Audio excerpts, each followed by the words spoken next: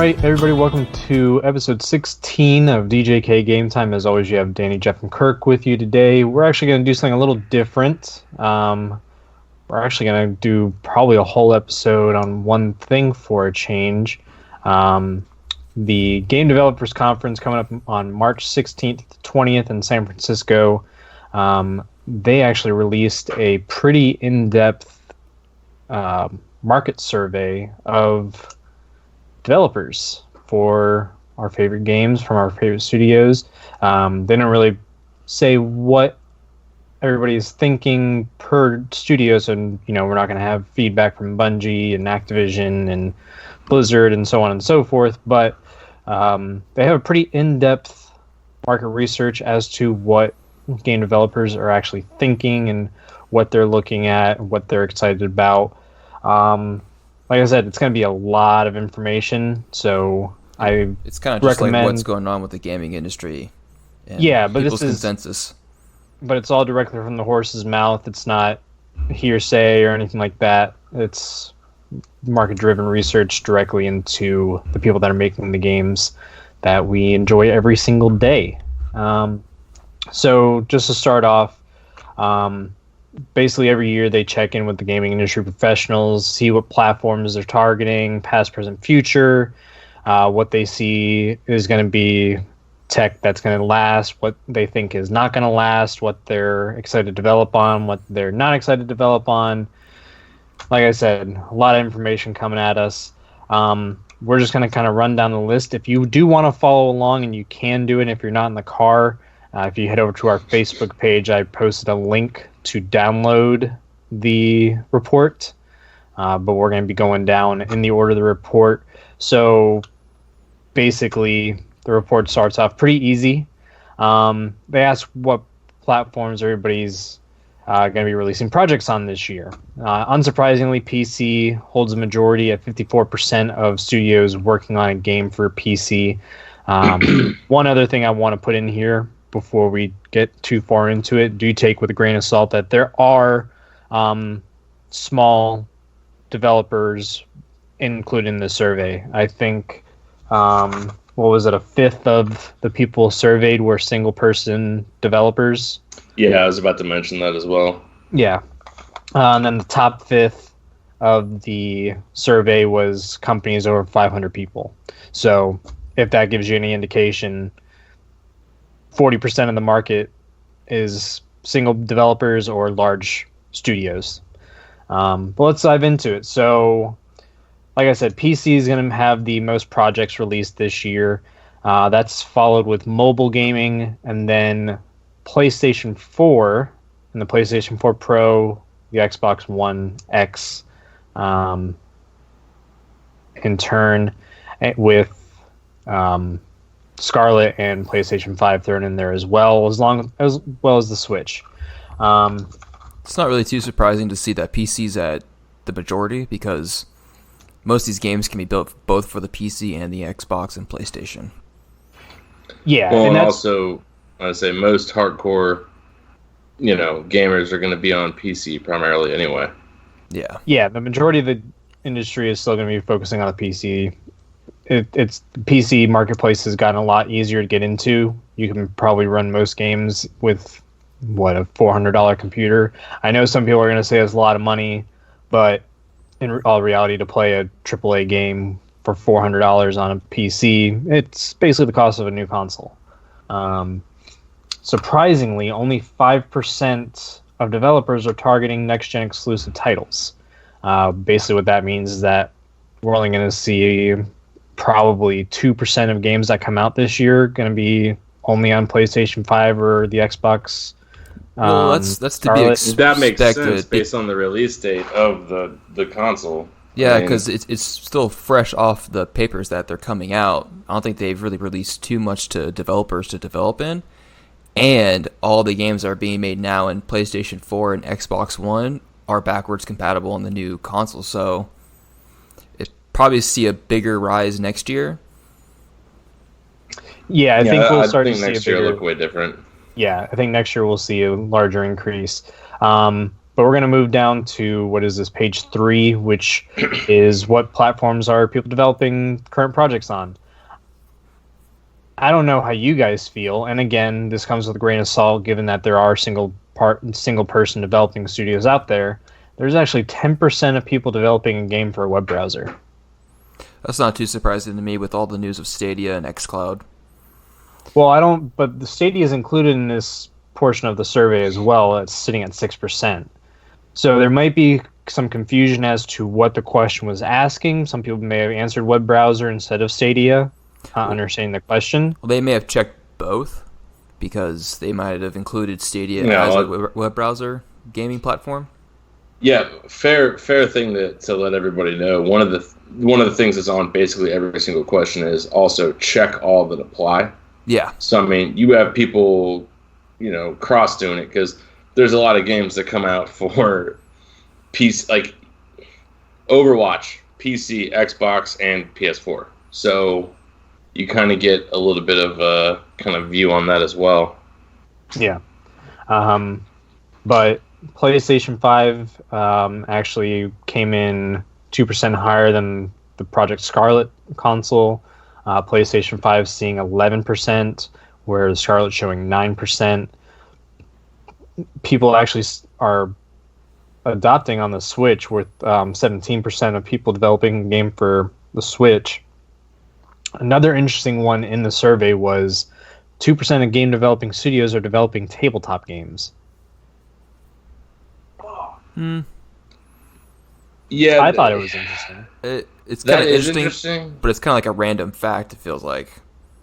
I mean, a lot of it's just like, what are you actually doing with that, I think, is probably the biggest question. Yeah, and who's actually developing it? Like I said, we don't know exactly if it's a large company developing it or if it's a small one-man operation or 10-man operation developing it. Well, I'm trying to think. You were at Jay's bachelor party. This is way back in the day.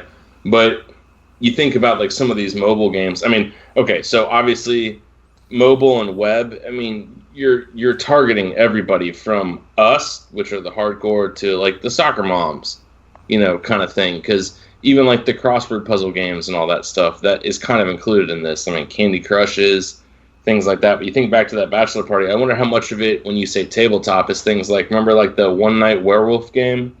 Yeah. Where you have the cards, but then you click play and it takes you through the game. So right. That could be kind of cool too.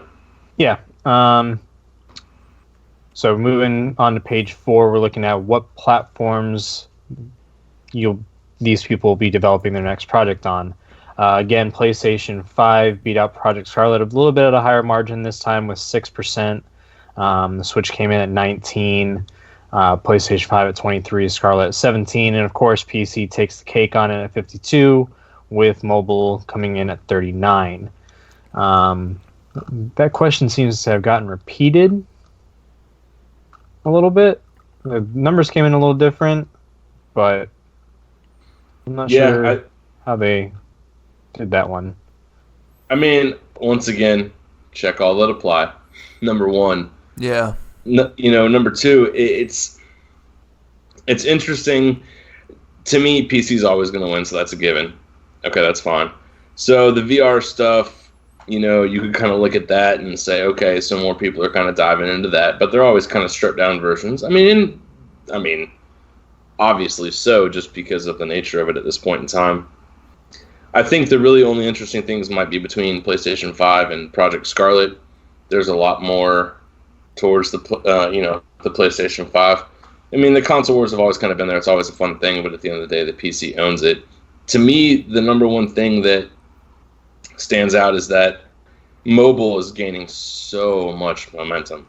Yeah, and we were kind of talking about this before we started the show, too. Exactly. Especially the past, 2 years, really, we've seen PUBG go mobile, we've seen Fortnite go mobile, Call of Duty has a mobile application now, and we were talking about in the last episode where we covered CES that Razer developed the, what was it called? Like the handheld thing. I don't remember the name of it, but it's starting to pick up some ground. As phones get more and more Well, also Project robust. xCloud can be played on a mobile device too, and I think Stadia. So they're probably wrapping some of that in there as well. Right. Well, I think some people may have separated out the mobile and the Stadia and the xCloud because on this portion, Stadia and xCloud are both listed as well as mobile gaming and web browsers and so on and so forth. So I think some people may have separated it out. Like we said, there could have been people that checked both. But just with the technology that's coming out, our phones are getting more robust with the technology that's in them. More companies are developing things for gaming on the phone, obviously like Razer. And I think that's a big push for it because, could we see a full Call of Duty game go on Stadia or xCloud or something like that? Yes. Do I think we'll see a full-blown Call of Duty go to an app store like Google Play or what's the Apple alternative? Since I haven't had an Apple in 700 years. Yeah, to the iOS market space. I don't see a $60 game going there, but they are developing watered down versions of the games for the mobile space. Or like offshoots of the game too. Like in the Witcher game, there was a card game called Gwinnett, and they eventually Gwent. Okay, I don't know how to properly say it. Gwinnett is a county in Georgia. Excuse me, Georgia boy. But they took that game because I had the first thought when I was playing that mini game in The Witcher 3, and I was like, this would be a great like mobile game if I could play on my phone or connect my phone to that game and play live just from my phone and like earn rewards in the game. Eventually, they didn't go down that route, but they did separately develop a game for it on your phone. Well, and also, there was a game called Rage back in the day that had something similar to that. I'm trying to think, and I'm racking my brain. What's the one on the Blizzard launcher that's the card game? That's Hearthstone. I love that game. There you go. Yeah, that spawned from all those games, and that's 100%. Well, you know what started the whole thing, right? Go ahead, tell me. Fable. Okay. Yeah, before Fable 3 release, before Fable 3 release, it wasn't a mobile game, but it was one of the first watered down kind of casual games. And they were able to, and then it released before Fable 3 release, and you're able to transfer the money you made it in that game to Fable 3. Yeah, there were some other games too that did that as well, and I kind of missed that because I was like, some of those games were kind of fun, and I was progressing. Granted, back in college, while I'm sitting there in class, like I'm playing a game on my phone. Let's be honest here. Like all of us were playing Clash of Clans or something. Wait, hold on a second. You went to class? Yeah, yeah. There was participation grade, man. Come on. Participation grade. Well, I won that 10%. Before we go too far down the path, when Jeff was, who's really gonna, see a full-fledged Call of Duty or something on mobile, I will say this. When I was home for your wedding, and Hans and I were joking about not getting to play Call of Duty, we actually downloaded the Call of Duty app. He was playing it at Sport and Social. Oh, was he? Okay, I don't know. I was playing darts with him after you got frustrated and walked away, man. Well, that fucking... that dartboard sucked. I feel you. But yeah. Honestly, though, the multiplayer on that, it was all the maps from, like, Modern Warfare 3 back to, like, Black Ops 2. There was a full unlock system just like you're prestiging on, like, the regular... It had everything except for the single player. But everything else was there. Like, it was really impressive how actually good that game was on mobile. I mean, obviously it's a little, janky to play, but, I think the only thing that's stopping them from doing, like, a single player on the phone is simply the fact of the space that it would take up. Once phone's internal storage, naturally gets bigger over time, they will absolutely have, like, full-fledged Call of Duty on that. There's no doubt in my mind, especially with the controllers coming out. And I think biggest target is not everybody has, you said $400 for a gaming PC. Let's be, like, realistic here. A minimum of $1,000 to play any of the new games in any sort. $400 PC, you're better off buying an Xbox. But Well, you can get For away with that- a $400 PC. You just turn the graphics down all the way, and you can still get 60 frames. As someone who buys a new PC once every like 7 to 10 years and maybe upgrades a graphics card, you're pushing the limits, my man. But I feel you. But I'm just saying, once the storage gets bigger naturally, those games will go full-fledged on there, especially with the handheld upgrade. I mean, the Switch was kind of like the catalyst. But the same thing, though, Nintendo's always been that way. They've targeted the kids, they've targeted the casuals, and now that everybody has a phone that's good enough to run these games, they realize that they can, give you a game for free, and it goes back to even the loot box thing. If you put in $2 to $5 at a time, before you know it, over the course of the year, you've dropped, like $200 on a game when you only would have paid 60. And I think that's why mobile's really taken over. Yeah, Well, and like we said before. Go ahead, Kirk. I was gonna say, like with the mobile storage, like something or Stadia and Project xCloud might divert that a little bit, like having a Call of Duty single player app, because if you're gonna be playing on your phone and you want to play a good single player game, why not just stream it through a streaming service? Well, again, those are also different. We need 5G for that. 4G ain't gonna cut it. Just saying. No, yeah, I know, but like that's still a possibility. But 100%. But again, it's going to happen eventually. It's who's going to hit it at the right time. Yeah. Again, that's still a different conversation. Stadia and xCloud are a different conversation than going to the Google Play Store or the Apple App Store. Well, my point being is like you may not be limited for long based on how much hardware space you have on your phone, when you can just download the xCloud and Stadia app and it just stream it straight to your phone. Yeah.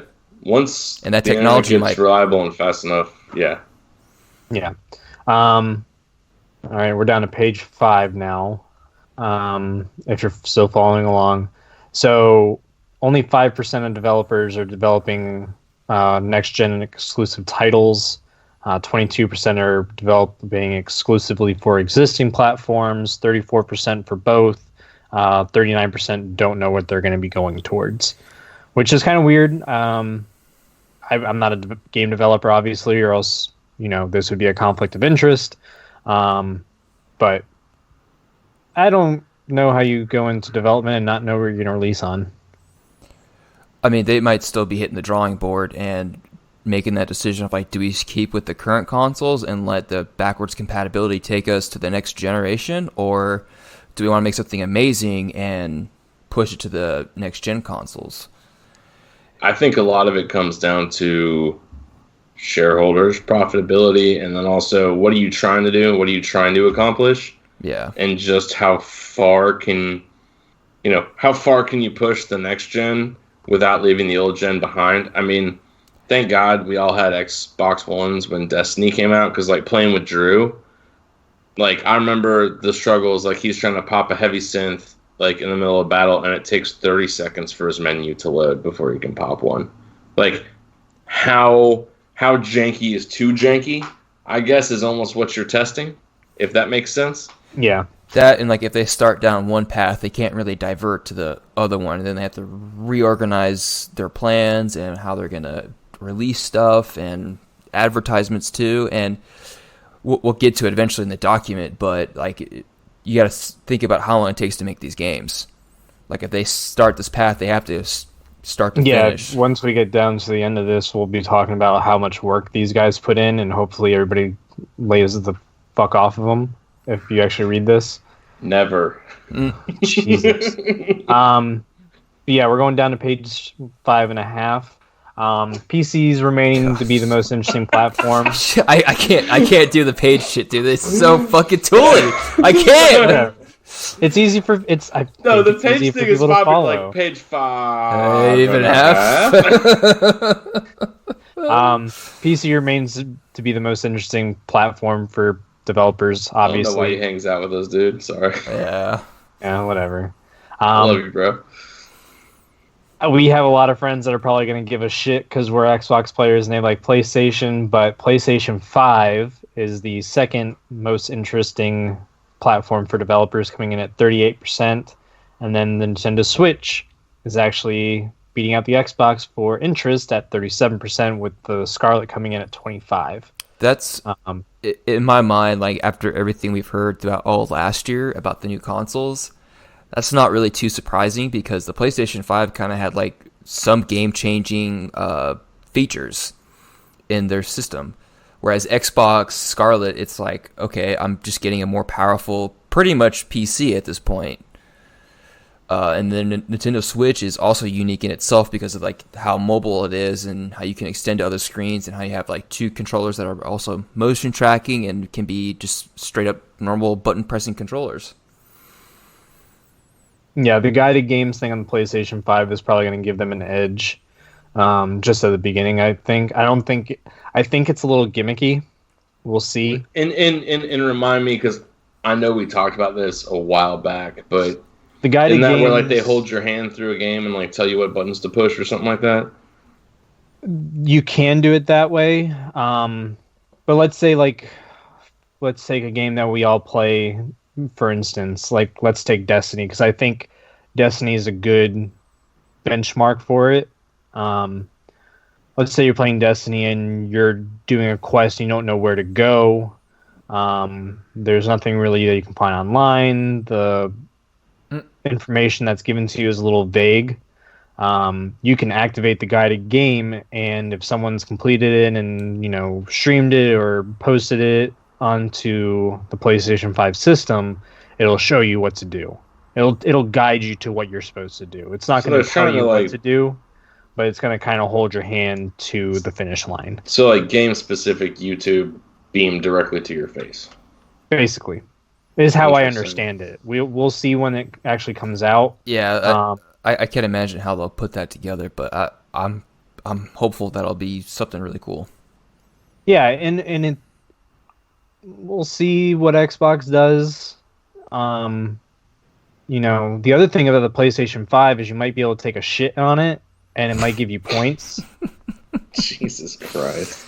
The toilet seat of all consoles. Know that's not what it's going to look like, but that still really was funny when the picture came out. I just still remember Dan's reaction like, wait, what? You looked up and like, holy shit!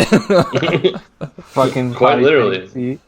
One other interesting thing from what developers are interested in developing for is that VR headsets are getting a lot of traction. Good. VR headsets came in at 27% interest throughout the industry. I think last year it was like 10 or 11%. So that's a pretty large jump year over year. I told you last night that the next thing I really want to jump into is, get a VR for the PC that I have. I think that'd be a lot of fun. I'm just curious as to whether it's more of a novelty or whether it's actual more gaming. I think it's somewhere in between right now. Yeah. Obviously, with Half-Life Alyx coming out, that's a pretty large endeavor. I think that's what really saved VR. I think it was, I'm not saying like going to downhill of like popularity, because there are some streamers, and I've watched some of their content where they stream like their VR session with their friends, and it's fucking hilarious what they do in there, just because of like how much motion you can do and like how much more control you have. But that Project Alyx or Half-Life Alyx, I think really like opened people's eyes. Like, oh, there's more to Half-Life now. I have to get this game, or I have to get a VR headset to play it. So they're making Half-Life Alyx instead of Half-Life 3? Yeah. Yep. Yeah, and Half-Life Alyx is strictly VR. You can't see me shaking my head, but I'm shaking it. Sorry. Well, when we get down to the how many years it takes to develop a game, there is an other section, and I think that applies to Half-Life 3. They even go to like 30 years, and I don't even think... I'm not gonna lie, I thought about going back and playing them when I was on my Steam list the other night, just dicking around. It's like, man, it's been so long. But Google Stadia is also up there at 19%. With xCloud being at 11%. I think xCloud is a little different also, because I feel like games that are going to be released on Xbox, no matter which platform, they'll port over to the xCloud. So I think that number is a little weird too. Yeah, xCloud has my interest because, well, we're all Xbox players. Like, I've seen Stadia in action at one of my coworkers. At the end of the day, he was throwing it up to like check it out and show us like how how nice it was, and there was a lot of input lag. Yes, he was pulling Yeah, up like Destiny I said, 2. when I was able to play it over at Nathan's. You know how I feel about that. Yeah. Danny's not a fan. Another interesting one from this was voice-powered games. So, Alexa, Google Home. I don't know any other assistants out there. I can't think of any other either, but... Voice-powered games? Yeah. Like you would play it off of the Alexa or the Google Home. What would that even look like? It'd basically be like a text game. It'd be like I would think of it like, remember the Choose Your Own Adventure books when we were kids? Oh my goodness, I forgot about those. Yeah, I think it would be something like that to begin with. They made the joke about putting Skyrim on Alexa, and they actually did. Jeez. I think they did it as an April Fool's joke. But accidentally developed it, and it worked?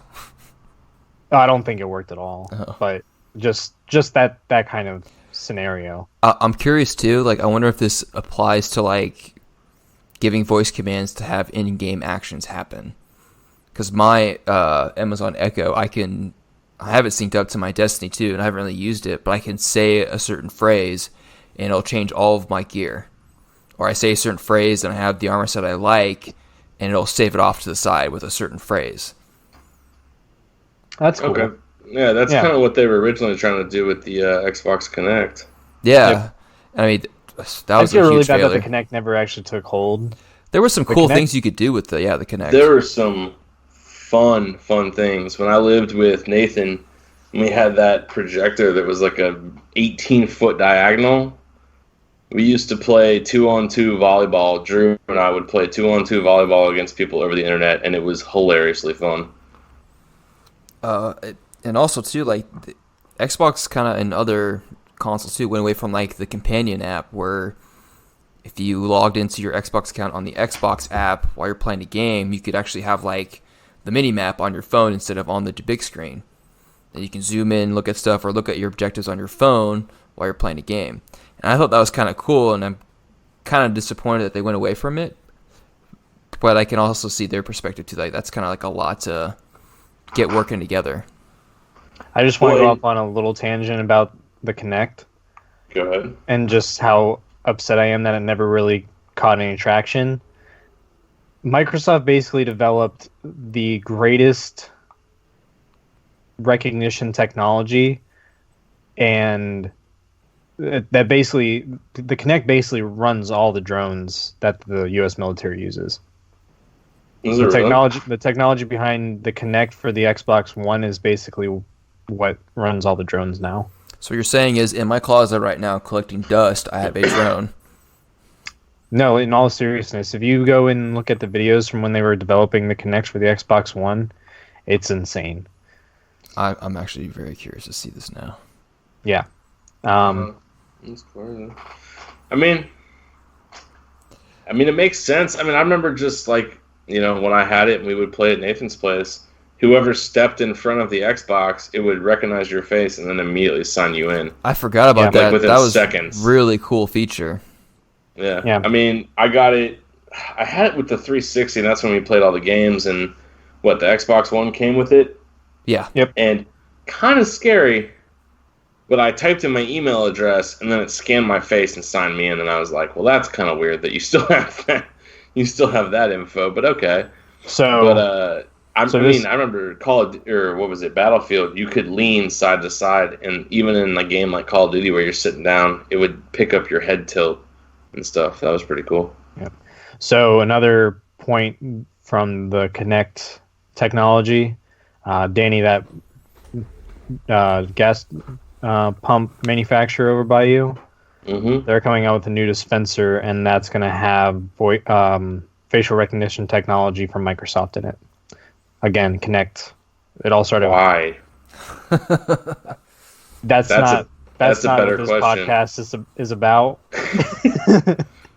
But I'm going to go ahead and get off Skype before I get recorded. I think it's already too late for that. That's all Kinect's technology. It's crazy. Just a quick little blurb. Android remains mobile devs' best platform. Suck it, Tim Cook. War Eagle? Don't care. Oh my God. Don't care. No, you're fine. I mean, it's the more open platform. It's always going to be that way. Let's be honest. All right, go ahead. Cross-platform multiplayer features. Wait, hold on, Jeff, what page am I on, man? I lost my spot. Oh, we're on page 8 now. Not 8.5? Nope, we're on page 8. Just page 8. You're sure? Because it's the table's halfway into page 8. I don't know if we're going to make it through this one, guys. Yeah, this is... All right, go ahead. I'm sorry I had to be a douche. Cross-platform multiplayer features, obviously PC. Mobile is actually at 22%, which is odd. I find that odd. Why would I want to be on mobile and cross-play onto PC? Well, if you're stuck in a car with someone, you just pull out your phone, start playing a game. But again, same situations that we were talking about with Stadia is the input lag. Bro, the team needs you. You have to be there. They don't care if you're, like, handicapped by a phone. Hang on. There are people that pay for $6,000 computers to play Minecraft. There's also people on PC that you can play Hearthstone against on your phone, and it doesn't matter. Just saying. Yeah, that's true. Yeah. But I feel like Fortnite, PUBG, Call of Duty Call of Duty may eventually be included in that, but I can see Fortnite and PUBG making cross-platform for mobile and PC. Like if you do it like with like card games like Hearthstone, that's one of the features that I really like about it is like I can play it on my PC or on my phone. There's not like a huge amount of difference, just like I have more landscape to see stuff on my screen, but it's still kind of a nice option. Well, the core gameplay is still there. I mean, that's really what you're looking for. Yeah. I mean, any game that doesn't require fast twitch, accurate, immediate movements can be cross-platform. Actually, I just had a thought. What the future could be, and developers should think about this, is all turn-based games should be cross-platform. Because that'd make the most sense, because you don't have to... Should be across everything, but yeah, I'm with you. Because you're not hindered by input lag, really. Some games like anything Hearthstone... turn-based can go to everything and be played by everybody. So maybe we'll see like a resurgence as long as you put of those sweet loot boxes in there for the money. So turn-based game might make a huge comeback with the crossplay. I mean, dude, you could I don't know. Every time I go to turn-based, I just think Pokemon. Like back in the day, plug in your Game Boy into somebody else's. I mean, I think Final Fantasy VII, but Pokemon's a good example. I'll give you that. Yeah. Moving down to page 9 here. What do you believe will be the dominant immersive reality technology in 5 years? The options were VR, AR, equally popular, neither will be important, or don't know. Danny, I don't know if you have it open. If you haven't scrolled down there, oh, well, fuck. Anyway, AR was chosen as the immersive reality technology for the next 5 years. It's worth noting, though, that last year the survey showed 19% threw their hat in for VR. That's actually increased to 25%, with AR being at 32%. And then they're saying that a lot of that success for VR coming up and taking a little bit more of that thought process is probably the Oculus Quest headset that came out last year, which is basically a completely wireless VR headset. And like we've talked about, Danny and I have gone to the Void. If you have one in your area, I highly recommend going to it. Yeah, when I come back, we're going. But VR has a lot of potential to do some really cool things. There's some issues with it still, but we're seeing leaps and bounds over the technology. Obviously, the Quest is a great example of that, being able to go completely wireless this early into VR's existence. And then, like we were saying, things like the Void being able to create fully immersive experiences really give it some oomph. I mean, I just... Like, at the end of the day, if you're like, oh, I'm a gamer, I'm going to go do... Okay, it's not really like a game. Like, let's be honest. But just the experience was really, really cool. That was just a different level, which was a lot of fun. So go to the Void if you can. Just saying. Yeah. Let's see. So the next portion, we're down to page 10 now. Which VR AR platforms are you currently developing for? Basically, think of each headset as a separate console, and that's what we're talking about here. The Oculus Quest and the Rift came in at 24% apiece, actually overtaking the HTC Vive, which held the market space for quite a while. So it's funny to think about that because I kind of forgot about the HTC Vive, and I think about Oculus more than I do HTC when it comes to VR and AR. I think that's because HTC has an entire separate division to them that we use almost on a daily basis in some aspect, where Oculus has always been a VR company. That's true. Yeah. And not to mention Oculus got picked up by Facebook and it made headlines for months, and things like that. Samsung falls in at 3%. The HoloLens comes in at 5%. Valve's headsets at about 8%. And PlayStation, again, for whatever reason, beats out those other competitors, coming in at 10%. Like I said, the Rift and the Quest have the highest interest, with the Vive following shortly behind them. So, again, we'll see where all this stuff goes. You know, people are starting to look at it a little bit. Well, developers are starting to look at it a little bit more. We'll probably start to see some more interesting games come out. I still want to play Beat Saber, but let's face it, Beat Saber is just Guitar Hero with lightsabers. Dude, why wouldn't you want to play that? Come on, that sounds amazing. Oh, I just said I want to, but what I'm saying is that there hasn't been a whole lot of real innovation. I feel like a lot of the games out right now for VR are, I wouldn't say gimmicky, but they're not outside the box. Well, you got to give them a little bit more time. Like it's a lot to develop for. Instead of looking at a flat screen, you are now immersed in an environment, and they have to think completely differently in how they develop these games. So it's going to take a little bit of time. They're going to play it safe for a little while, and they get a good baseline, and then from there they'll start like adding in like more unique stuff to these games. So here's my only thing with that, and that's where, as much as I want to do VR, I just don't know. Besides your hands moving and like doing stuff, you might as well sit down with a controller. It's just the camera moves with your head looking instead of anything else. I think what actually kind of made me excited about the Void was that you're actually moving. And I don't remember what it was, and this is forever ago, and I think it got crowdfunded on GoFundMe or something, and then crashed and burned. But the thing where like you're actually in the little thing strapped in and you're walking around. You have to put the special shoes on. Yeah, until it's something like that, I'm really not going to get that excited about it, because Same. It's not really that different. Like, I'd rather pay the exorbitant amount of money, $35-$40, and go walk through the Void for 15-20 minutes and have a really fun experience than pay a couple $100 for a little gimmicky game.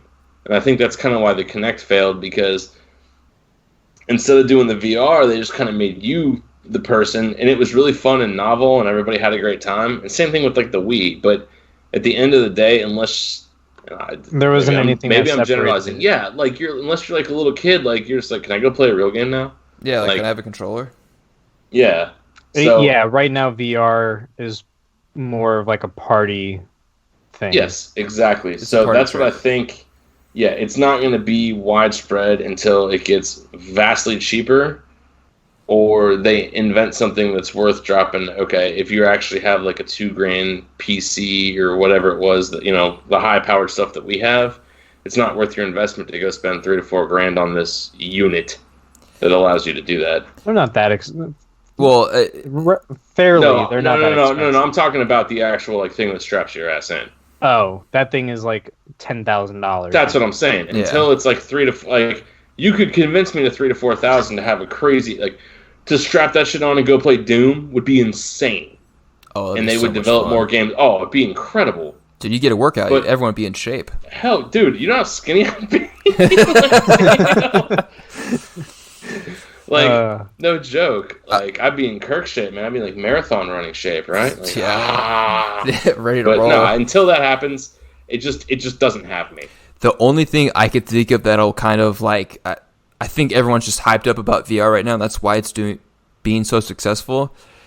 The only thing I can envision that would make me jump on board is if my console can connect a VR headset to it and I can immerse in my game for like 15 to 20 minutes and be like, okay, I'm done. Click, put it off, and then continue playing the game. Or something like that. You understand what I'm saying? Yeah. Kind of like how the PlayStation has, like they have VR games in there and you can play the VR version of it and have a good time, but then you hang it back up and then you go back to playing your normal games. That's the only thing I could see that would like push this further along until we get like the $3,000 setup where it's a treadmill and you're moving around and actually in virtual reality. Yeah. We're going to skip down to page 14 here because the other few pages we've kind of talked about. This covers if developers are working with a publisher. So unsurprisingly, about 25% of developing studios are working with a publisher. 36% full or part-time internal marketing. 36% do marketing on their own, with the other 25 in some aspect working with, like I said, a publisher. This isn't that surprising. I feel like it's surprising that there are more studios that are going off on their own. I kind of find that a good thing because then they can live their dream of how they want a game to be played. Because I feel like every time a publisher gets involved, it's pretty much a bad sign. Well, I would say the past year. I feel like if a separate studio is going to a publisher, and if someone knows more about this stuff than I do, it's probably not going to be Danny and Kirk. So one of our listeners, if they know more about this than I do. I mean, I'll fully admit I don't know what I'm really talking about. I don't know shit. Yeah, I feel like most of the publishers. Yeah, I feel like most publishers are probably publicly traded companies, so they have to worry about stockholders and this and that and yada yada yada. So the bottom line is always the bottom dollar. You know, if we're not making a recurring paycheck now, it's a problem. Yeah, and I'm not saying like all publishers are bad. I just in the past year, it seems like whenever like a major gaming company gets with a publisher, things kind of go downhill. I get why they do it because it's a necessary evil sometimes because they need the money. You know, they want to keep making great games, but they can't advertisement as well as a publisher can, who has these many years of experience. So they have the resources, distribution, they exactly have the automatic ends, they have everything to it. The issue just becomes so this is going to go a little off the rails for a second, but electronic arts, okay? So arts, right? Video games are art. It's another form of expression kind of deal. Follow me on that a little bit. I'm with you. Putting hard deadlines on a creative process is generally bad for the creative process. I agree. Because 100% if you have to stop, it's something like you have all these ideas and you want to put them in. Sorry, I'll finish quick. You have all the ideas when you want to put them in, but you have to hit a deadline. At some point, you got to cut it off, and then you got to try to cram all that shit in as quickly as you can. There's going to be bugs. That's why every game launch is broken now, and why everybody's like, how did they completely miss this obvious thing that should have been in the game? Maybe they just didn't have time. And I think it's not that they don't know this. They're trying to cover it up with what they can, and as part of their agreement is loot boxes, expansion packs, season passes. All this shit comes along with them agreeing to make this company money for them to take them on and market them and distribute them. I think that's the main issue, personally. I 100% agree with you. I think there's a caveat to that. Yeah, you can't just rush a project, but you can't sit on it forever. Exactly. You know, I can't. You know, if we were to wake up tomorrow with all this knowledge, we can't just go into making a game and say we'll release it when it's ready. eventually we'll just dump so much money into it that we'll never make it back. Exactly, and that's kind of makes me think of Star Citizen. Yeah. That's a crowdfunded game that's still crowdfunded and still in beta after how many years? I've never actually even heard of it, so I couldn't even speak to that. After the podcast, please look it up. It's hilarious. But actually, the game looks pretty fucking amazing. Yeah, the game looks great, but they keep spending. They've spent so much time on it, and they keep adding to it, and they're not happy with it to take it out of beta. So okay, I'll take back one statement about yes, the creative process. You can't really put a deadline on it, but you should give it enough wiggle room because I agree. Well, we just talked about in the last podcast, all these games are being delayed. Good. Yeah. If it's by a couple months or whatever it is, everybody can calm down. It's okay. I'd rather a game come out good than just be broken as hell. Yeah, and then coming out early. And that gives me a little bit of hope for this year because I think people are starting to learn from their past mistakes. Well, and Danny bringing up EA before. So the game that stands out the most to me from EA that overpromised and underdelivered was Battlefront. I already know. Oh. Okay. I was not expecting that one. Thought we were going a different direction with flying mech suits or something. I don't know. Game that will not be named. That was just a assumed. We've already shit on that game too much for this podcast. Yeah. But no, Battlefront 2 was supposed to be this great, re-release of the initial Battlefront 2 with the space combat, the ground combat, the single-player campaigns, all that stuff, and we just got a reskin Battlefield. Is basically what we got. That's what I've heard. I can't really say anything to it because I didn't really play it. Apparently now, 3.5, 4 years later, they've added enough stuff into it where it's good, but too little too late kind of thing. Yeah, you can't release a game and then work on the bugs you found in a patch. You can't release an alpha for $60 and then have me crowdsource fund the rest of the game. Or release it, say it's done when it's really just an alpha. Right. Well, the loot box Battlefront 2 was the start of the loot box fiasco because they gave you 5 for free and then you had to pay for the rest. Can I say not the start but the tipping point? Sure. Because couldn't you pay to win with that game? Unlock guns and oh yeah, that's how you got everything is that you had to pay for it. I thought it was power-ups and characters. Well, so that's the thing is that the power-ups weren't necessarily single-use power-ups. You were able to power up the characters permanently. Yeah, that's what I thought. Unless you have extreme luck, which the game's rigged against you folks. No surprise there. Yeah. That you're not going to get whatever it was. I never really played it, so I can't say. I just know Hans was madder than all holy hell. He was livid. Yeah.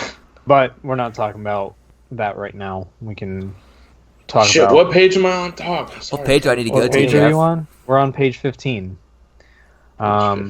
Which part? Top or bottom? There's two graphs. I'm confused. The top. Okay, yeah, so he's actually not bullshitting you this time. So the question here is, where does your funding come from? I really like seeing this, that 51% of developers said that they're now basically solo. They're using company-raised funds to develop their new games. Well, that sounds more huge. hope. That's huge. I wonder what defines that, though. Companies' existing funds. So companies' existing funds basically saying that it's internal money. They're not having to go outside for capital. I read it as they made a good game beforehand, they made a profit off of it, and they're using that profit to make the next one. That's what I'm hoping for. Yeah. Because 17% says external publishers, so that kind of makes me feel good, but all these games that make all this money all the time are still published by those people, so I'm kind of curious as to whether that's an ongoing kickback, or maybe that's just, hey, we don't have to have marketing people, or, that kind of stuff. So to go back to Destiny as an example, Destiny, from here on out, is using angel investor funds and companies' existing funds. So they're using the money that they've already made, and they got that investment to develop a game for, what was the company out of China? They got $100 million to develop a game for them. I can't remember. You brought up that. But, yeah, you got me on that one. Yeah, but that, I think it was Tencent. That sounds familiar. Anyway, but that would be considered an angel investor, not an external publisher. Okay, that's my next question. Like, what it's defined as an angel investor? An external publisher would be Activision or EA or something in that category. Whereas 5 Cent said, we're coming to you to ask you to develop a game for us, and that's it. Whereas the external publisher has a stake in the development process. I'm interested in seeing what stands out to me is government funds 11%. I don't know what that is. Only thing I think of is like educational games for schools to use, but I don't think schools really do that. That might be a good point too. Or like a flight simulator for pilots to actually use for training themselves, but we can buy it as a game. Maybe. Right, and Ubisoft has done this over the past several iterations of Assassin's Creed, where they release a educational aspect to it. There's a separate like $10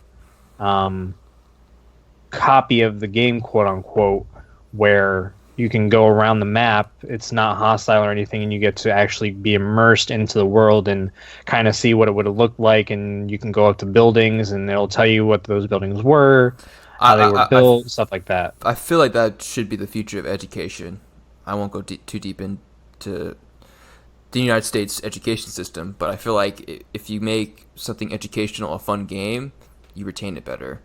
Hey, at the age of 18, I can tell you what the powerhouse of a cell was, but I couldn't tell you how to file taxes. Let's not dive too deep into this. I regret everything I just said right now. But only 6% of companies are open to crowdfunding. That really surprised me because I thought, or at least now, like, I feel like I see a lot of Kickstarters, and I'm not thinking like our $60 video games on Xbox. I'm thinking of like tabletop games or board indie games. Yeah, like I see a lot of like advertisers for this, and like, hey guys, like I'm making like a pretty cool game. Here's a Kickstarter for it, and it doesn't really require that much money. Like it's because it's not all digital. I think when like Kickstarter and Indiegogo started, there was a lot of games that went to those platforms, and they fell on their face. I can tell you, I bought Goddess, I think it's called, Godus. It was a Peter Molyneux game, and Peter Molyneux did Fable and a couple of other really popular, like, cult classic games, and Goddess has fallen on its face. I'm trying to think. There was a mobile game I helped crowdfund, and like, you know, personally, I got to follow all the stuff that was being done in the development cycle. It was called Athlinks or something like that, where like you have an RPG character, you go to the gym, and you would have your smartwatch or whatever record your workout, and then what you did, I think it was based on your heart rate, you would get experience points or something to that effect. It's changed since then, and I haven't given them any more money because they started with a good idea, but it's kind of starting to fall on its face because they're realizing, oh, we actually need more money and time to build this game, and I kind of like dropped out of funding them. Yeah, which was a great idea, but I'm just sad to see that it didn't really kick off. Right. Kurt, do you want to put a mark on this because we're getting into the loot box stuff? A mark on this? Why would I put a mark on this? To edit it out so we can wait for Danny to come back. Oh, did he leave? Yeah, he went to the bathroom. God damn it. I don't know, maybe we should just keep this all in. You want to talk shit about Danny while he's away? Fucking leaving in the middle of the show. I mean, god damn, why would you ever do that? You know what, I think I'm going to keep this all in. That's so unprofessional. Unprofessional keeping it all in, or him leaving for the bathroom? Leaving for the bathroom. Oh, of course. We're trying to create, a good piece here, inform people about what's going on in the industry, tell them what people are, what the developers are thinking. He just ups and leaves. No, I think we should cut it out. I think we should leave our banter in. See if he actually listens to it. This is fun. I like this. Everyone listening right now is getting bonus content while we wait for Danny to come back. They're getting bored is what they're doing. No, they're not. They're getting bored by your page numbers, dude. Come on. Hey, it's easy to follow along. God, you're such a tool! This is a lot of data-driven information. It's good to see the graphs. Ugh. For everyone driving their cars, I'm sorry. I absolutely apologize. Personal funds. Well, Danny's away. I'm going to keep going with this conversation. Personal funds? That's an interesting one. That has to be like mainly like mobile games or smaller indie games where people start putting in their own money into developing a game. I think it's those single-person Exactly. studios that are like saying it's personal funds when it's personal time. I mean, it's still 31% is a pretty big number. Well, yeah, if you go to itch.io, that's where you'll find like a bunch of the $5, $10, passion project games. Yeah. I mean, there's some like hidden gems out there that are passion projects. Yeah. And that's why I go back to my point of like I get scared when I hear like a big company that I like gets a publisher. Well, that's how Factorio started, was as a passion project. Like there's some really, really good creative people out there, and they have a vision, and some of them can execute it perfectly if you just don't mess with their creative process. Yeah. The only good example of that, though, where going back to like, you have to put a deadline on it to actually get the game out the door, but you also can't hinder them by a deadline because they're going to rush stuff. The only company that's done that perfectly is Blizzard. They take their sweet time putting stuff out there, but when you get that game, it is ready to roll. It is a work of art. Yeah. And then they just keep releasing stuff to make the game better. Yeah, and it's not like a patch to like fix a bug, but it's more of a patch to improve the game or listening to the community. Or balance and stuff, yeah. Exactly. So, there's examples of the good and the bad. Who say what's the perfect? There probably is no perfect like timeline to put out there for a developer. As a software developer myself, that's always a constant thing in my head. Like, I don't have enough time to do this, but I need more time to flesh stuff out. Mm-hmm. Yeah, I mean, there's a lot of goods and bads. Obviously, if you're working on the project by yourself, it's nice because you have freedom. Yeah, and if it's a passion project that you're working on in your own free time and you end up making money off of it, great. If not, you did it. Yeah, you can say you did it, and you got your creative flex out of you. Yep. Oh, I heard a mic shake. Was that Danny? No. Yeah, I'm here. Oh, okay. How was your pee? It was good. I didn't know if you got my text. I figured you might roll over it, but yes, it felt quite nice. Yeah. Yeah. Glad Danny, if you go to page 15 to the bottom, you'll see what is your experience? Wait, you're only on crowdfunding? 15? No. Jesus Shut the Christ! fuck I up, thought Kurt. we were. So I was listening, but okay. I actually wanted to wait for you to come back for page 16. We're going to loot box stuff. Oh my God, we're on 16. Jesus Christ! A lot of fucking information. I'm gonna fall asleep before the end of this thing. So this question asks, which business models are you using for the current game you're developing? Options were free to download, pay to download, ad supported, paid DLC, free DLC, crates, currency, items, subscriptions, monthly offering, tier subscriptions. Obviously, a lot of them are still up in the pay to download space. I think this is huge. The free to download went from 22% last year up to 43%. Thank you, Apex Legends. I mean, that's right? One game, but yeah. Well, Fortnite too. Yeah, but we don't want to talk about those guys. Didn't Fortnite always have the store? I mean, that was the whole. Well, they have the store, but it's free to download. Yeah, it's a free to play game. This is a multiple choice I know question. that. This is a multiple choice question. I mean, if you look at the numbers on it, it adds up way over 100. But no, I think that's really. I actually like that model.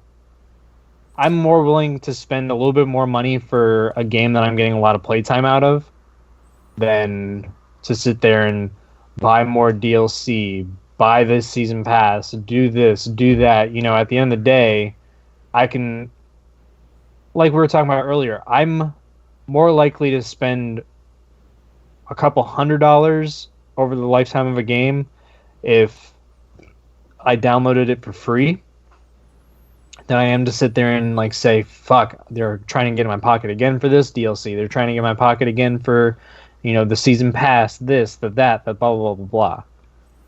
After I already dropped $60 on it.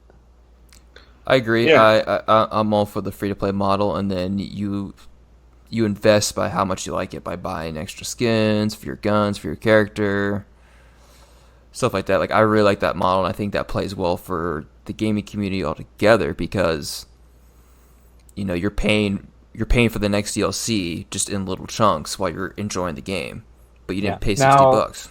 Now, also, don't forget that some of this is technically gambling. You know, even with some of the season pass stuff, if you want to go for something that you're going to have to get out of a crate that isn't necessarily sold on the store, you're technically gambling. Yeah, and that's the only issue where I have a problem with this. And I get why they do it. They make so much money. But the first game company ever to do this, I will genuinely drop like $100 to $200 on your game if I like it over the course of like 2 years.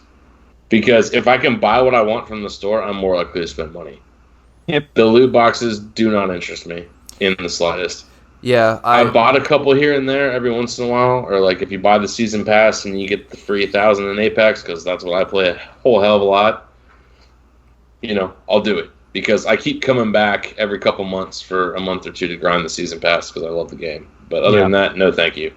I think they kind of met us halfway with it too because I get why they have to do it. It's kind of enticing for people to spend money on, you know, roll the dice. But sometimes they'll have like some featured items that you want, and you could just pay the money to get it right then and there. But you only have that X amount of time, so they're at least kind of listening. But they're also the first time they did it with Apex, and it was $168 to get a skin for Bloodhound. Oi. Anyway, I forgot about that. Yeah. A little bit about the demographics of the developers in the industry. 55% hail from North America, which is basically the United States because Canada doesn't exist. 25% hail from Europe. What page are you on? We're down to 18 now. Did you want to hit the subscription service stuff? I mean, yeah, that's interesting because I feel like that's another game changer too, with like subscribing to games or subscribing to get a list of games. Okay, fair. So the things like Apple Arcade, Xbox Game Pass, I think you can even consider xCloud in that. They were asked if those kind of subscription services are devaluing individual games, and it's pretty split. 27, 28, 26 respectively, yes, maybe no. So there's no real consensus as to... Yeah, it seems like a wash. Yeah. Go the way you want to go. Yeah, it's basically where they're sitting right now. This is all still fairly new. I know Game Pass has been around for what now, 2.5 years? I would say only 2 years. Maybe. And we haven't seen wrong. We haven't seen what's going to happen with Apple Arcade or the Google Play Plus, and all the other stuff that's coming out like that. Even PlayStation Plus has it as well. So they haven't been around long enough, I think, for it to really affect anybody. And it'll probably be different next year. And I think 3 years from now, so 2023, the report will have a better leaning of which way it's going to go. Yeah, I think who's really going to pay off the most from this is mobile games. I personally don't see any point or value in having the subscription for Xbox because sometimes you have to wait for the game to get to that subscription service. And I normally play only like a select few games because of how much limited time I have. Then again, we're also older adults with full-time jobs. You know, kids who are in college or high school, they have more time, so they might want to flip between different games. Mm-hmm. But I just don't see this a big future for this for console games or PC. Yeah. Okay. Going back into demographic breakdown, 55% North America, 25% Europe, 9% Asia or distant third party, 6 South America, 2 Australia and New Zealand. So obviously pretty hefty on the North American side. I think the large studios are obviously in Seattle. And then Ontario has a big showing, as well as Atlanta now too. Holler, holler, baller. Damn Georgia boy. I would say I figured one of you was going to give me a Tool shout out. No, I've already called you a Tool like 20 times today. Okay. You're fine. I would say so. The next 2 pages, 19 and 20, I would say kind of go in and coincide with where you're at. I don't know if it's specifically America, but you know, how long have you been involved? Overwhelmingly 3 to 6 years, and on either side of that, from 1 to 2 and 7 to 10. But if you keep scrolling, the very next graph is what has your company done in 19? Expanded, contracted, or stayed the same? And you're looking at like overwhelmingly what? I mean, you're looking at damn near 86% have either stayed the same or expanded, and that kind of goes along with how long people have been doing this. And I think that's kind of a fun sign. Just to, you know, we're going to have more in the future offered to us, which I think is a great thing. I mean, it's a great time to be a gamer with how the industry has grown and how stable it is. Like now, it's like a huge. Well, it's no longer looked on as like the domain of the nerds. Like everybody likes to play games. My mom plays cell phone games all the time. Yeah, I mean, what is it, the esports market's going to expand to rival UEFA in the next 2 years? The largest sports. Do you know how crazy it is? Like nowadays, like college kids can get a scholarship on full-ride scholarship. You know how much I fucking wanted that as a college student or as a high school student? By God, like kids these days have it fucking made. Well, you have to also think about how you also got to qualify. It's the same thing as being an athlete. I mean, still, I would still try. You look at the college athletes; they spend all their time playing sports. Yeah, so it's the same thing as the kids that do nothing but games. Yeah, are playing the exact same amount as people that are competitive in the MLG space. They're playing 60, 70, 80 hours a week. It's a full-time job. Yeah, but I like to get paid playing games. Well, it's even harder, I feel like, for the college kids that are doing it because it's still a very fresh space. Right, you're not getting that much money from it because it's still so new. And shit, that might be what the government funding is from that other graph. Yeah. Scholarships. Yeah. But the other thing to think about too is that like although college esports will probably get to the point of maybe college baseball, I don't see it ever overtaking college football. Baseball's a bit of a stretch. But they're not there yet. Yeah. They're not bringing in the millions of dollars that the other sports are bringing in right now. I mean, don't get me wrong, it is growing a lot. Oh yeah, do not take my words for granted. It's gonna be huge. You know, we're seeing the esports sector grow pretty much exponentially year over year, but it's a ways off until it trickles down into the college space. I think the funniest meme I saw online on Reddit was like, we made it, boys, and it was just like college game day with like a football stadium behind them with like a bunch of crowded people, and it was just like, I don't know who these people are, but like 4 announcers for like an esport game, and it was like Overwatch League or something like that. I just started laughing, but I was like, that might actually happen in the next 5 to 10 years. Yeah. Going down to page 21, we're going to talk about the approximate size of studios. Well, I said at the beginning of the show about 20% is single developers and 20% is developing studios over 500 people. And then the next largest space is 2 to 5 people. And then it kind of doesn't really do anything crazy in between the 2 to 5 to 500. But as we talked about before, studios are growing pretty rapidly these days, or staying the same. But if you're following the economy, which kind of coincides with this report, employment's at a low,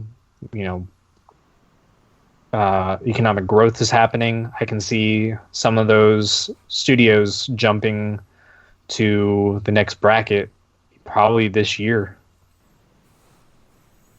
Time will tell. Time will tell. Time will tell. Yeah.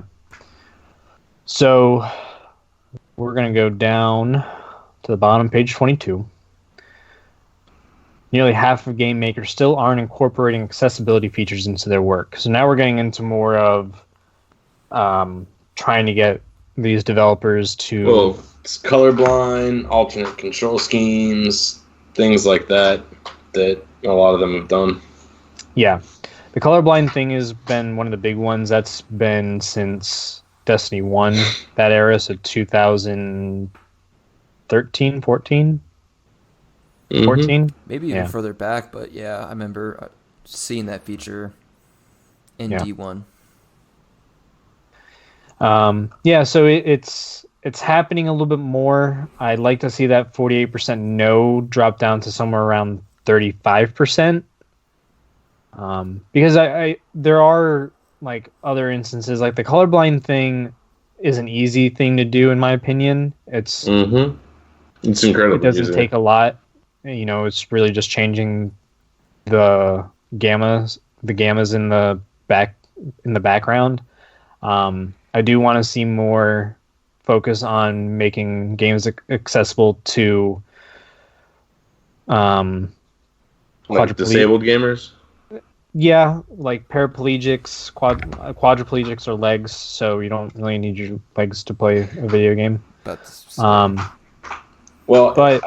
I see what you're getting at, and let's put it this way, and I don't remember the kid's name, but he's like 16, 17 years old, football player, got tackled at a party, horsing around, having fun, and quadriplegic, and he plays PUBG by breathing in and out of a combination of 3 straws. And you can watch him on YouTube, and I think he used to stream it once, but he can still win. I think a lot of this, I think a lot of why you're seeing the no's, controller companies are coming up with ways to combat stuff where the colorblind's an easy fix, and I don't know a game that honestly doesn't have it at this point, that I play at least.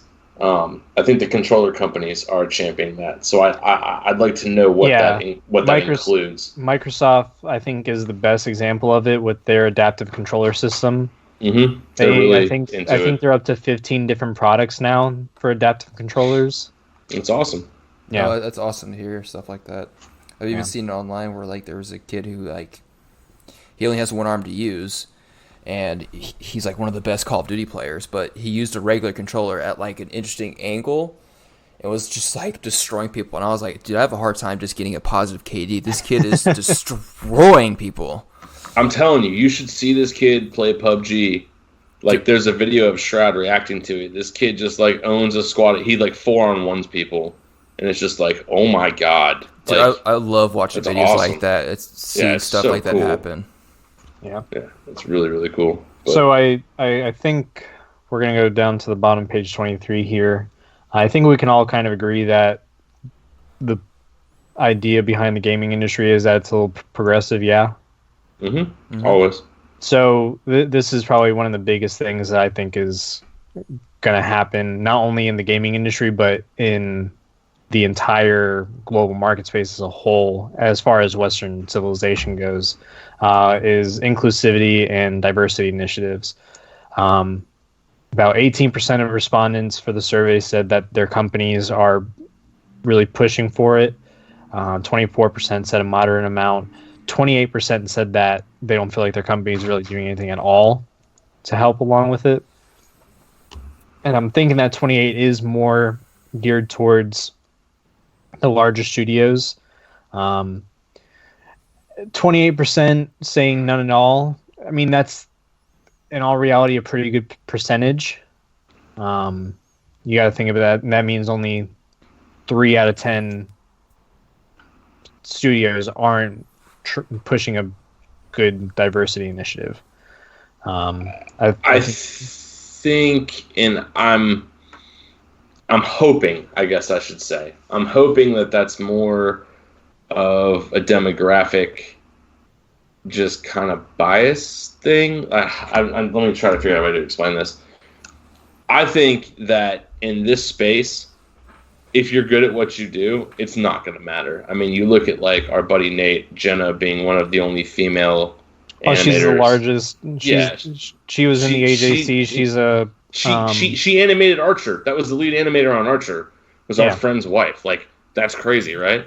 Yeah. Like, Nathan is blind in one eye and was the head of game development for. I think company. A lot of it just comes down to interest, and as this space grows, that will change.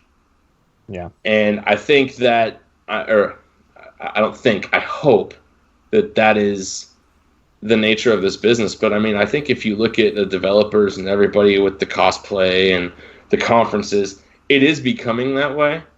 It's just a matter of you got to get this next generation of programmers that are the open-minded like us, don't care about anything, just want to have a good time with the people that share like interest. I think that'll change over time. Yeah. Yeah, and there's a written response to this question that I did want to bring up. And I will say that I have problems with it. I do have friends that do request this, and sometimes I do slip up. And it's mostly when I'm not around them, which isn't any better because I should be focused on it a lot more. But instead of just being around the bush, there are people today that don't identify male, female. They prefer, instead of he, him, she, her, they prefer they, them. Mm-hmm. There was someone that responded to the question saying that, they went to their supervisor, they went to the company and said, this is what I prefer, this is how I identify, and it just kind of fell on deaf ears. They didn't obviously say what studio it was, they didn't say where they're from, so we can't even get into thinking about who it could be. But it's a big deal. In my opinion, I think it's very important that if I'm, I know I'm a, straight white cis wasp, but I think it's important that if you're working at a company, you should be able to be identified the way you want to. Yeah, I mean, this is one of kind of the for me, one of the free spaces to express yourself however you want. And I don't know, I mean, just my life and my friends and everything, I mean, obviously all of y'all are part of that, we all just want everybody to have a good time. That's what gaming's about. That's why we started the podcast and everything. So I'm hoping it's kind of like when I walked into engineering at Auburn when I started in there, and it was very heavily slanted towards one gender. I think that's probably just nature of it originally when I went. And I know it's changed since then, and that's awesome. And I think that'll reflect in the industry as time goes on. I agree. Yeah. I think the more, like you said, the more time goes on, the more of our generation that takes over. I think some of these things will fall by the wayside. Not so much fall by the wayside, but they become everyday occurrences. I would say non-issues is really what I'm hoping for. Yeah, like it. The more you talk about it, the more it makes me sad that it hasn't, when you talk about something like that, that means it's not gone yet. And so that's my whole take. But no, I'm just excited in general how everything's changing, and I'm so happy for it. Yeah. Everything's changing. And it just means, positive. Yeah, the more that it happens, the better the workplace is, the better the morale, the better the product.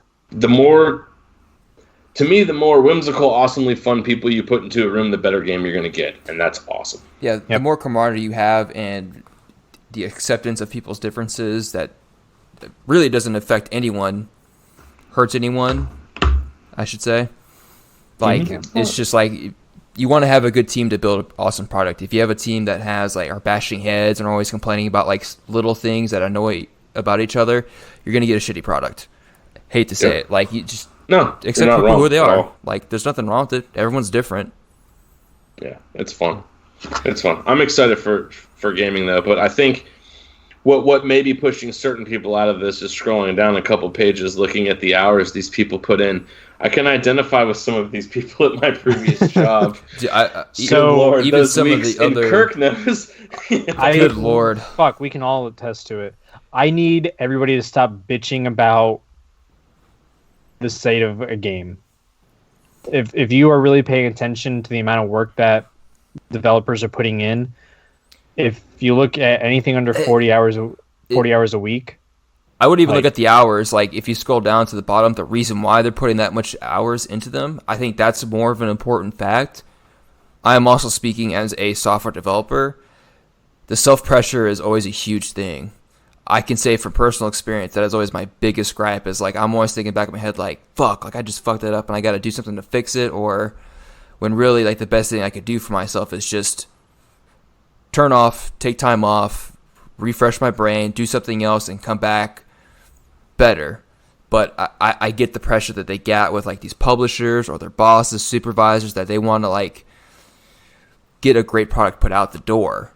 But instead, or even just like putting your own, or even then just putting like your own deadline on something. You know, it's like, fuck, I want to get this character model done before the end of the week. I want to get this character model done before my vacation, before, you know, whatever the case may be, just as an example.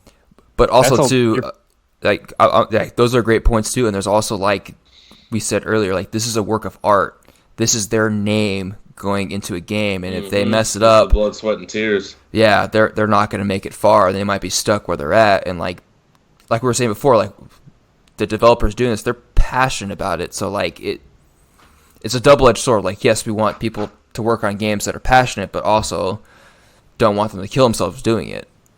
Well, and Kirk, I will say that that the next two graphs on 25 and 26, just to kind of tie them in together real quick. It makes me really happy to see that the vast majority, because the 0 to 20 hours a week, those are your single person people. I'm part-time disqualifying job. them. Yeah, but the 36 to 50 hours a week dominates that space, and anybody with one of those kind of career-oriented jobs, 40 to 50 hours a week is normal. That's every week. That's just part of being there. Well, then if you go even further down, well, that's what I was going to say. Longest work week. Yeah, but everybody's had those weeks. I've had those weeks plenty. I've had go lives where like, part of it. We're up all night to make sure that the last product gets 12 put months. out there. Are you kidding me? Yeah, I've worked easily 60 to 70 hours at my old job on a given week. That's just part of it.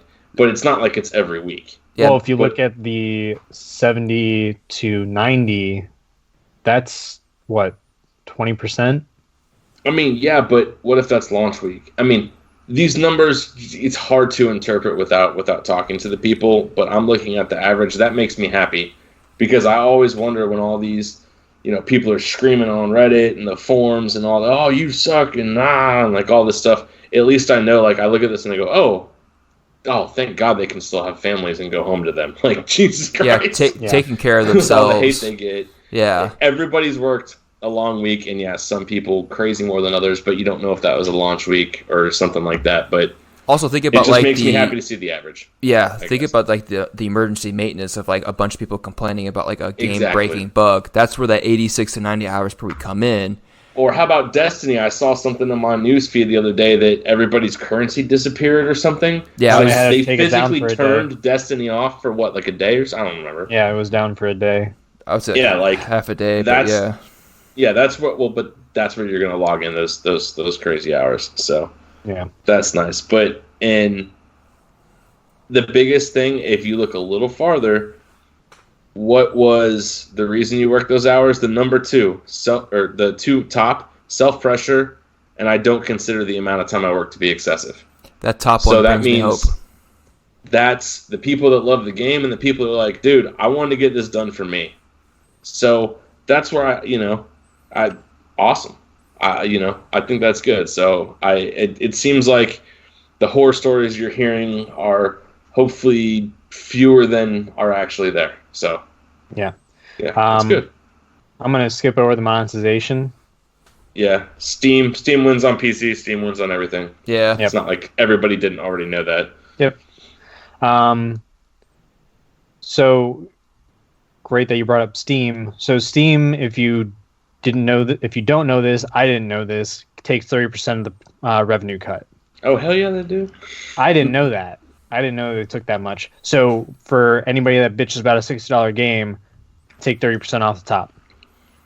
That's how much the developer's making. And how many discounts Steam puts out there every week for certain games. Yep. Oh, my wish list comes up to me all the time in my email. It's like, hey, you want to buy this game? No, not yes. Click. But an overwhelming... The fact that you can... Sorry, real quick. If you didn't know this on Steam... Sorry, Jeff. If you actually buy one of those games through that email on your phone and your PC's on, you can actually have your PC start downloading while you're at work, so when you get home, you can play it. Good Lord. That's where that 30%'s going, man. Hell yeah. But an overwhelming majority is more comfortable in a 15 to 20% range, actually a 10 to 15% range for Steam to take their cut. The amount of games that Steam probably sells in a day, I think that's fair. Yeah, I don't even want to know how much money they're making. Yeah, and they're releasing their first game in almost 20 years. Say, hold my beer. Let's see what we can do. Yeah, exactly. I love it. This is an interesting one. So Steam's direct competitor, the Epic Game Store, 40% of devs think that the store will be a long-term success. That's the single most surprising statistic in this whole report. Yeah, really? Like, are you serious? Yep. Really? Yeah. So it's only 7% that said no. Yeah, that's the interesting part to me. I mean, take it one step further. For the sake of rounding it. So 18% said don't know, 7% said no. Okay, so 75% of people think it might succeed. It either will or can. But you know what? With Steam being the only one out there, what if they start taking a 15% cut? Oh, well, I'd like more money. Let me go to the Epic. Like, could this create a balance of the monopoly that is Steam? Yeah. I mean, don't get me wrong. Steam's not doing a bad job, but the competition would try to make them find their next game changer. I don't know. I think competition's healthy in any shape or form. Absolutely. You deliver, great. We'll flock to you. You fall flat, then it is what it is. Or bye-bye, Origin. Yeah. Yeah. My Origin thing still pops up randomly to turn itself on. I have to keep shutting it down. It's like, please keep me alive. Yeah. If I didn't occasionally play Apex on PC with my buddy Brett, I would have deleted Origin a long time ago. Plus, my Origin account with all my games on it got hacked a long time ago by some random kid, and they actually turned my account off. So I lost all my games. Yep. Yeah. So. Thanks, EA. No comment. So most developers don't think Stadia will succeed. I talked about this in the past. I'm in there. Is it a novel idea? Sure. Is it anything new? No. Does Google have a habit of dropping products because they didn't succeed the way they wanted them to? All the damn time. I mean, but there is some positive to this. They are setting the bar with Google or with Xbox xCloud, and I'm sure PlayStation is working on their own streaming service for video games. So while it might fail itself, it'll also be the birth of streaming games, making that more of a regular thing. Yeah, with what I experienced with Stadia, I think they bit off more than they could chew without the proper utilities in place. Right, like this is an industry that they're not too familiar with. Someone here said that they'll get the bugs worked out over the next year to 2 years, but Google's not going to keep something that's not succeeding around for a year to 2 years. Right, and I think xCloud probably is going not. to take over that market, and we'll see what else comes up out of all this. Yeah. I think generally the people that succeed, because I was reading something the other day about how Blockbuster tried to do like a Netflix thing, but it was just too early before everybody had reliable internet, and it crashed and burned. I don't know whether that's true or not. They came in to try to do the mail orders when Netflix first maybe came that's out. what it was, something like that. But the problem is, it's the first person to capture the great idea at the right time that succeeds. It's a gamble either way. Exactly, and it's not going to be Google. I think is what we're all agreeing to. I think someone else is going to swoop in and take. I this think further. it'll be Microsoft. Me too. I don't know, man. already has They have it. so much damn money. Well, both of them have so much damn money that if they want to hold on to it, you never know. We'll see.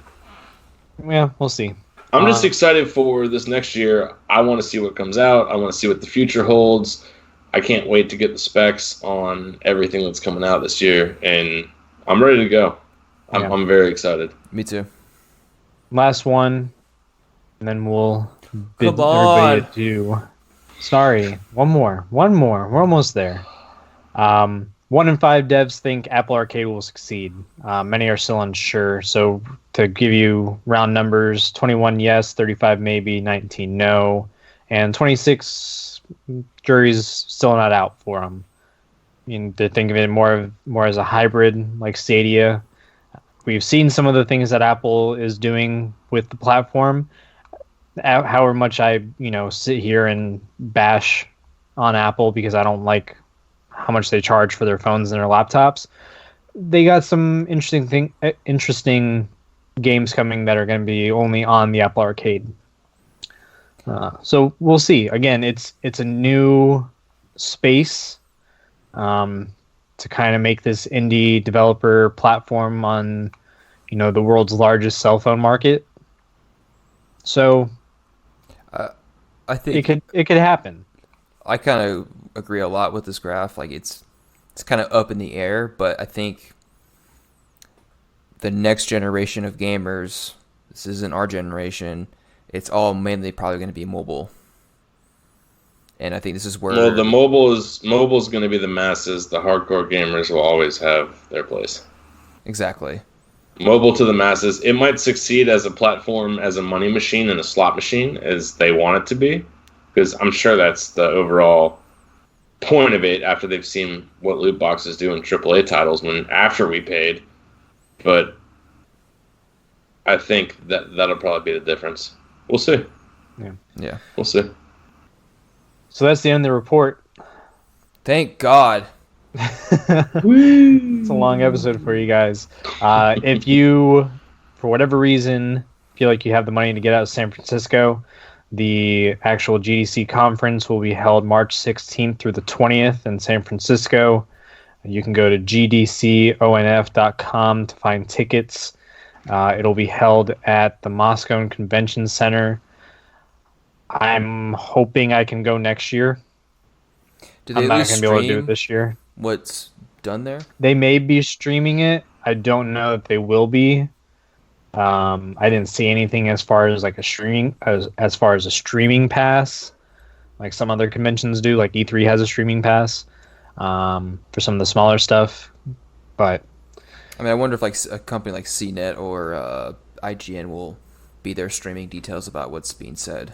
Yeah, people will be covering it. I'm sure some of the larger studios will have, things set up to stream their shows in some of the convention halls. But yeah, this survey again was done by 4,000 game industry professionals.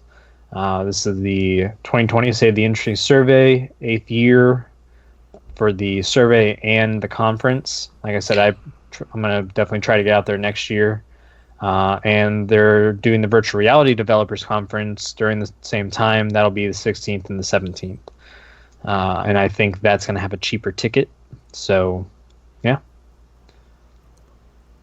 Show notes.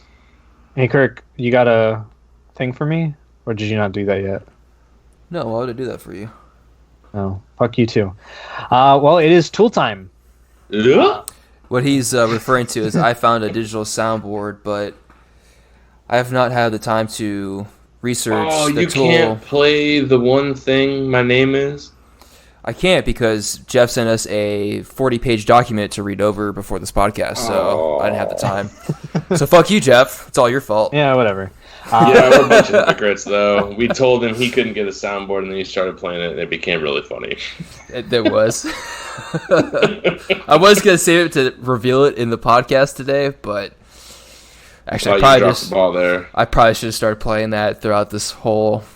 Just edit it back in, and then we'll pretend like this never happened. All right, yay, tool time. Tool time. Things. Again, thank you guys so much for listening to another episode of DJK GameTime. I know this one was a long one. I appreciate you sticking through it. As always, you can find us on Twitter, Facebook, Instagram. Please do give us a follow or a like. And again, please do tell your friends. I have started doing a little bit of marketing for the show, but word of mouth is still very much appreciated. It's actually one of the best ways to grow a show. So if you do like the show and want to see us continue, like I said, share it with your friends. As always, if you have any suggestions, want to see something on the show, want to come on the show, you can reach us via email at djk.podcast@gmail.com.